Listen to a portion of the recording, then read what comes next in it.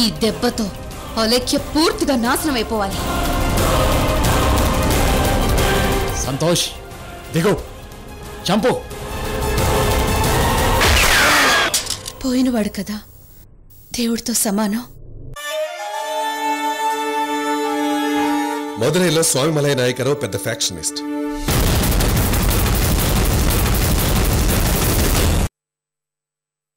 ఇప్పుడు బదులు తీర్చుకోమని సంతోష్ మీద ప్రెషర్ పెరిగింది.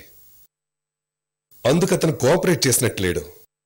అందుకే హాస్పిటల్ దగ్గర జరిగిన షూటౌట్లో ఖాన్ మనుషుల బుల్లెట్కే సంతోష్ పడిపోయాడు.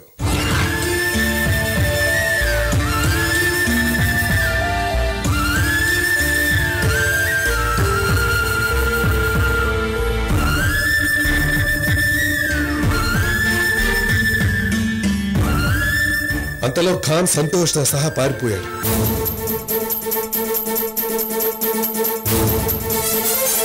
వేగంగా వెళ్తున్న వాళ్ళ కారు అదుపు తప్పి లోయలో పడి పేలిపోయింది.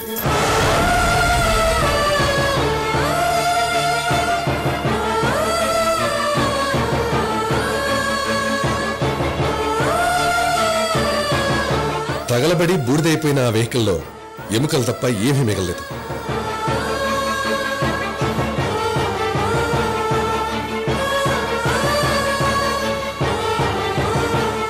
ఐడెంటిఫికేషన్ గురించి, డిఎన్ఏ గురించి ఐశ్వర్యని అడుగుదామంటే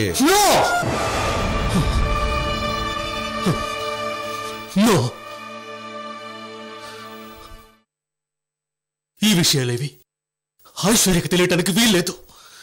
మిమ్మల్ని ఇక్కడ చూసినా తను వెంటనే సంతోష్ గురించి అడుగుతుంది. ప్లీజ్ దయచేసి వెళ్ళిపోండి.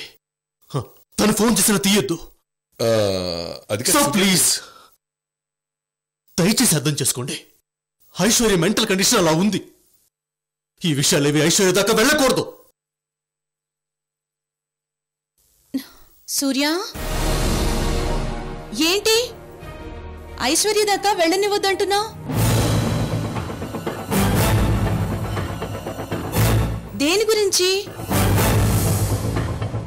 సూర్య ప్లీజ్. సూర్య, ఐశ్వర్య ఇక్కడే కిందన్నాను. Sir please.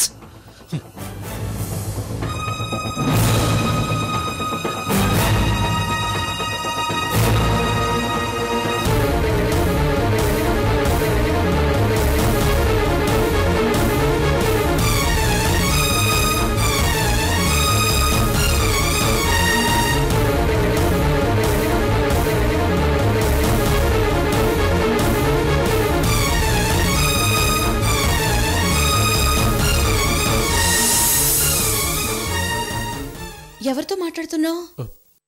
ఏంటి ఇందాకేదో అంటున్నావు? Factory accountant. నీకు స్టేట్మెంట్ చూపించాలని వస్తే ఇప్పుడు కాదని పంపించేశాను. అయినా నువ్వు ఇప్పుడు కిందకి వచ్చావు రెస్ట్ తీసుకోకుండా? సూర్య, నువ్వేంటి అంత టెన్షన్గా ఉన్నావు? ఏదో కంగారు కనిపిస్తోంది. ఏమైంది? ఏం లేదు. ఏముంది? ఏం లేదు. ఆ ఏం లేదులోనే ఏదో ఉందని అర్థం అవుతోంది. నువ్వేదో దాస్తున్నావు సూర్య. అరే ఏమేం చెప్పు. ఏం లేదని చెప్తున్నారుగా. ప్రామిస్గా ఏం లేదు. ముందు నువ్వు పైకి వెళ్ళి రెస్ట్ తీసుకో. పదా.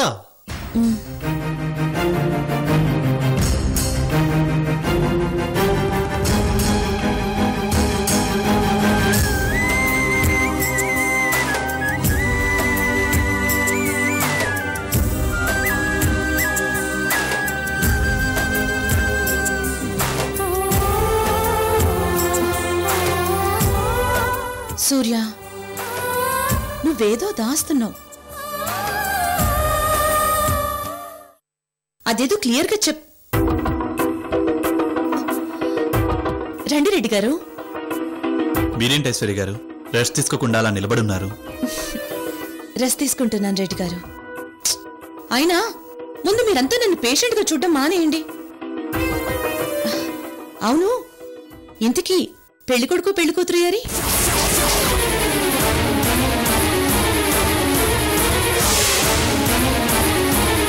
వాళ్ళిద్దరూ అక్కడ. తను అడుగుతుంది సాత్విక్ మీనాక్షి గురించి రెడ్డి గారు.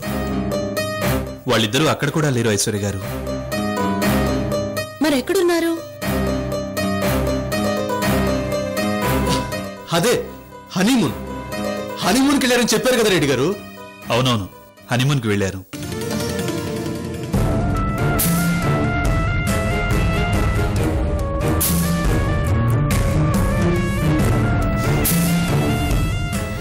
పెళ్లికి పట్టుబట్టింది నేను, కానీ పెళ్ళయ్యాక వాడు నా గురించే పట్టించుకోవట్లేదన్నమాట.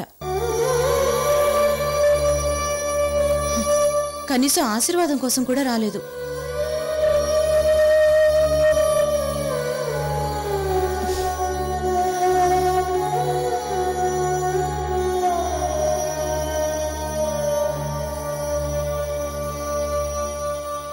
ఈ మేనకోడల కోసం కూడా రాలేదు.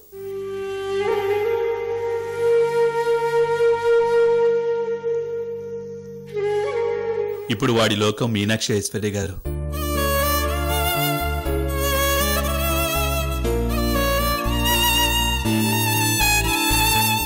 మీనాక్షి, మీనాక్షి. ఇప్పుడు వాడి లోకం మీనాక్షి ఐశ్వర్య గారు. వాడి నోట వెంట మీనాక్షి మీనాక్షి అనే మాట తప్ప ఇంకో మాట రావడం లేదు.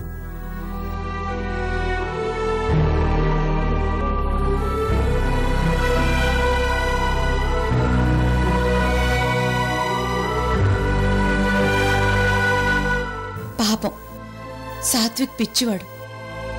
కుళ్ళు కుట్రలు ఇవేవీ తెలియని మనిషి. ఇన్నాళ్ళు ఇక్కడుండి సడన్ గా కనిపించకపోతే బోర్గా వెలితిగా ఉంది. అందుకే కదా మేడం నేనొచ్చింది.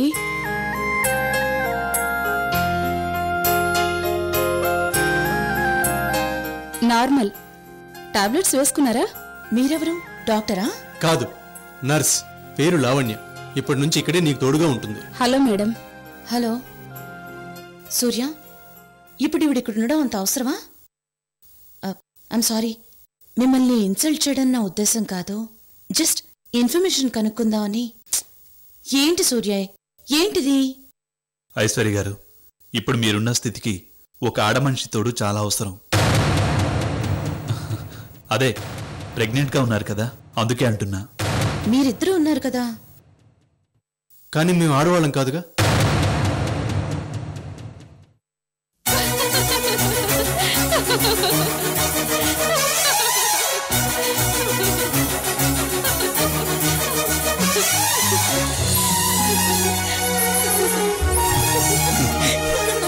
Okay okay, accepted. మీరు కూర్చోండి, నేను కాసేపు పడుకుంటాను. గుడ్. ఆ పంచే లావణ్య, ఇక నుంచి తన బాధ్యత అంతా నీదే. అన్ని విషయాలు గుర్తున్నాయిగా? బాగా గుర్తున్నాయి. ఐశ్వర్య గారిని నాకు వదిలేసేయండి. రండి మేడం.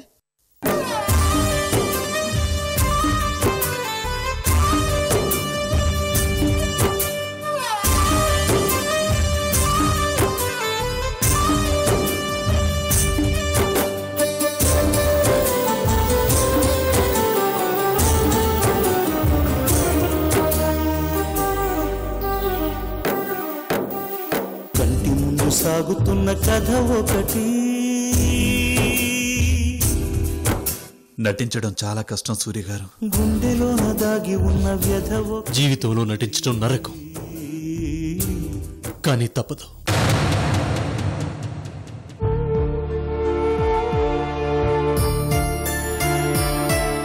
ఇక మంచం మీద నుంచి లేవకండి, అన్నీ నేను చూసుకుంటాను.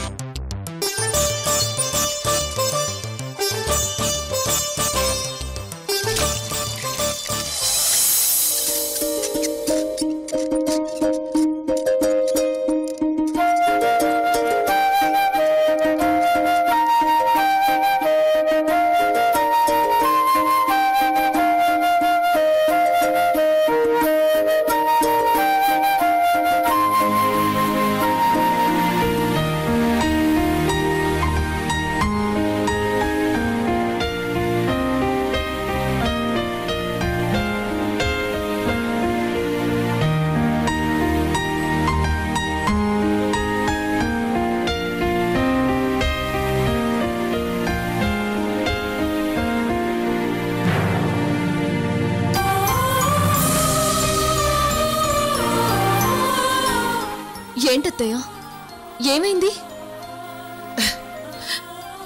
ఏం లేదమ్మా, లేదు. మళ్ళీ మిమ్మల్ని అందరినీ చూస్తానో లేదో అనుకున్నాను. అదేంటత్తయ్య, మేమింతమంది ఉన్నాము, నీకేదైనా జరగనిస్తామా? అవసరమైతే ఆ యముడితో ఫైట్ చేసైనా మిమ్మల్ని వెనక్కి తీసుకుని వస్తారత్తయ్య మన వాళ్ళు. ఎగ్జాగరేటెడ్ గా ఉన్నా శ్రావణ్ చెప్పింది నిజమత్తయ్య. శ్రావణ్ మీనాక్షిల పెళ్లి జరగడానికి, ఈ రోజు మనం అందరం ఇలా ఉండడానికి కారణం మీరు, మీ ధైర్యం.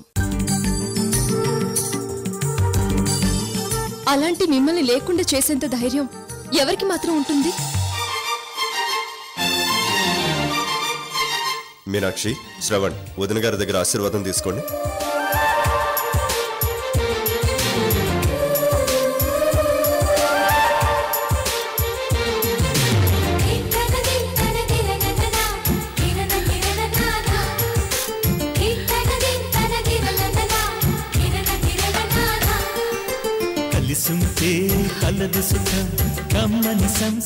నా ఆయుష్ అదృష్టం కూడా తీసుకొని పచ్చగా 10 కాలాల పాటు పిల్లా పాపలతో ఉండండమ్మా.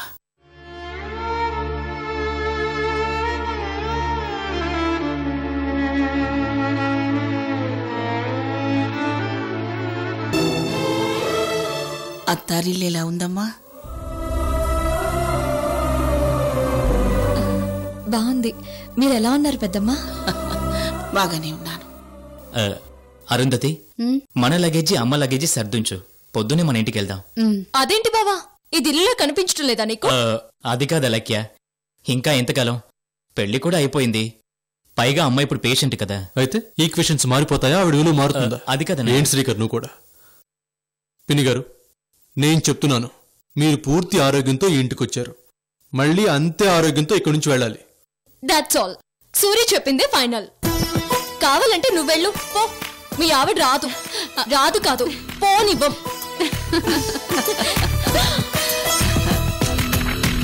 ఇది మరీ బాగుంది. నేను ఒక్కనే అయితే ఆ కొంపకెందుకు, ఢిల్లీకే వెళ్తా, కనీసం బిజినెస్ అనే చూసుకోవచ్చు. సరే సరే, కబుర్లు తర్వాత. అత్తయ్య ఎప్పుడు తిన్నారో ఏమో. అందరూ ఫ్రెష్ అయ్యి వస్తే కలిసి భోజనాలు చేద్దాం. మిగతా విషయాలు తర్వాత చూద్దాం. రా బంగారు కన్నా. చూడండి, అందరికీ ఇదే ఫైనల్ గా చెప్తున్నాను. ఇన్నాళ్ళు అందరం కలిసున్నాం, ఇప్పుడు పెళ్ళైపోయింది కదా అని ఎవరి దారి వాళ్ళు చూసుకున్నారో ఊరుకునేది లేదు. అందరూ ఇక్కడ ఉండాల్సిందే. అదేంటమ్మా, అందరూ కలిసి ఉన్నారంటే ఏదో ఒక సందర్భం ఉండాలి కదా. అవును, పెళ్లి కాబట్టి కలిసాం. నెక్స్ట్ నీ కొడుకు ఏదైనా ఫంక్షన్ చెయ్యి, నేనే ముందుండి అన్ని జరిపిస్తాను. అందరూ కలిసి ఉండాలంటే ఏదో ఒక ఫంక్షన్ ఉండాలి, అంతే కదా? ఓకే. అత్తయ్య క్షేమంగా తిరిగొచ్చారు. మీనాక్షి శ్రావణ్ల పెళ్లి లక్షణంగా జరిగింది. సో రేపు మన ఇంట్లో సత్యనారాయణ స్వామి వ్రతం. కథం, ఇంకెక్కడికి పోదాం? అందరం చేరితే ఇక్కడే తెల్లవారిపోతుంది. పదండి పదండి.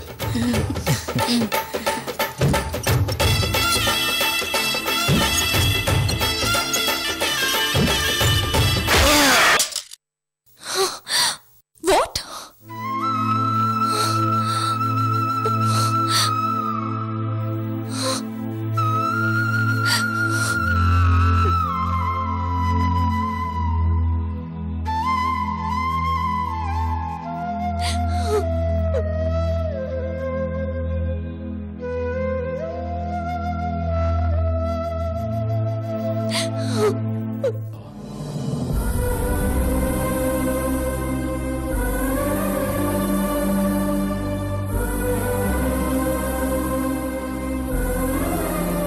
ఏమ్మా, సంతోష్ పోవడం నీకు బాధగా ఉందా? ఉంటుంది కదా మామయ్య, ఒకప్పుడు ఒకే కుటుంబంలో ఉన్నవాళ్ళం కదా. కావచ్చమ్మా, మరి అలా ఉన్నవాడు నిన్ను చంపడానికి ప్లాన్ చేయటం ఏంటి? ఫీలింగ్స్ అనేవి అట్నుంచి కూడా ఉండాలి కదా.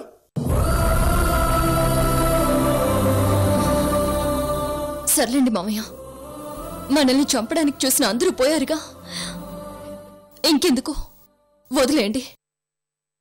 ఎలా వదిలేయమంటావమ్మా? నన్ను నమ్మి నా వెనకాల వచ్చిన పాండ్యం చచ్చిపోయాడు. వాడి పెళ్ళానికి పిల్లలకి నేనేం సమాధానం చెప్పుకోవాలి? పైగా సంతోష్ ఈ విషయాన్ని మాఫియా దాకా తీసుకెళ్ళాడు. మాఫియా అంత ఈజీగా ఏ విషయాన్ని వదలరు. నిజమే, ఇందాక తెలియలేదు కానీ ఇప్పుడు మీరు అంటుంటే అర్థమవుతుంది మామయ్య. ఎస్, సంతోష్ టార్గెట్ నేనే. నన్ను చంపడానికే మాఫియా వాళ్లతో చేతులు కలిపాడు.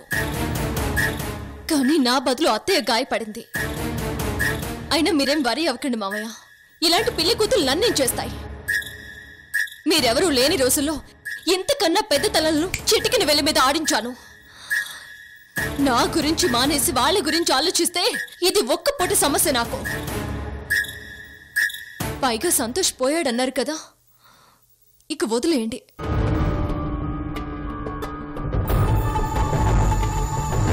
నా సమస్య ఇప్పుడు వేరేది.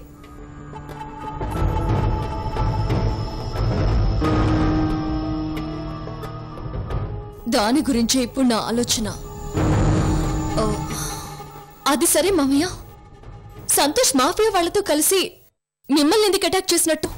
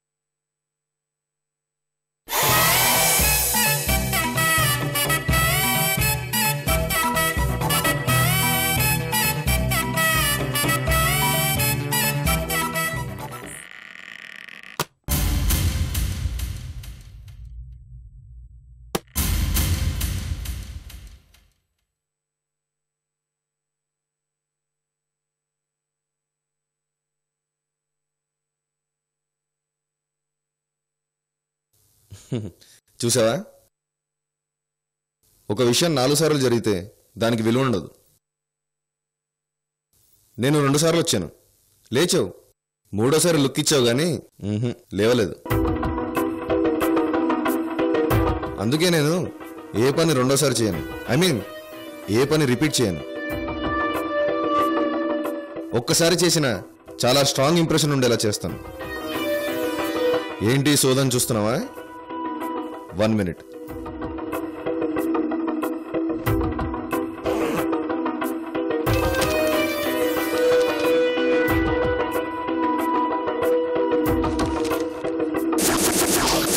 మొన్న మా నాన్నని కో ఆర్టిస్ట్గా చేసుకుని నేను ఆడిన డ్రామా రిజల్ట్స్. మీ నాన్న తన ఆస్తిలో సగం నీ మొగుడు అంటే ఈ శ్రావణ్ చేతిలో పెట్టాడు.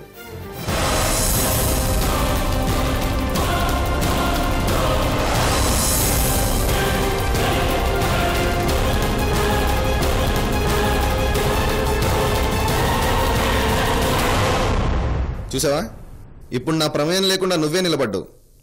ఇది నా పంచ్.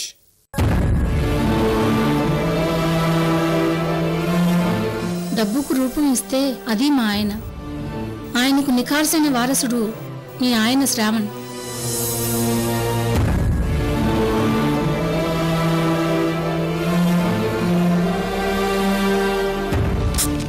సగం ఆస్తి అంటే దాదాపు 50 కోట్లు. వావ్!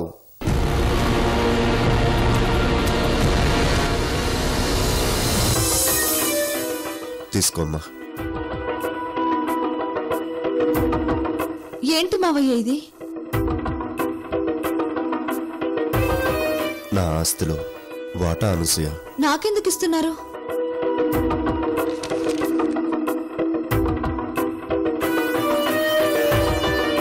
తప్పు ఒప్పు, నేను నమ్మిన మార్గంలో వెళ్ళాను. నీకు ఇష్టం లేని పెళ్లి చేశాను. కోరుకున్న వాడికి దూరమైన నీ శాపమో ఏమో గాని నా బిడ్డ కూడా కాపురానికి దూరంగా ఉంది.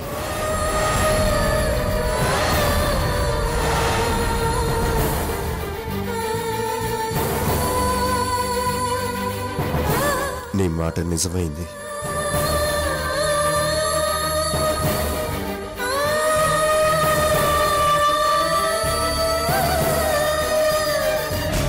నేను గెలిచానో ఓడానో అర్థం కావట్లేదు. నీకు పెళ్లి చేయడం తప్పు, ఇలా అంతా అయ్యాక బాధపడటం తప్పు ఇప్పటికీ నాకు తెలియదు.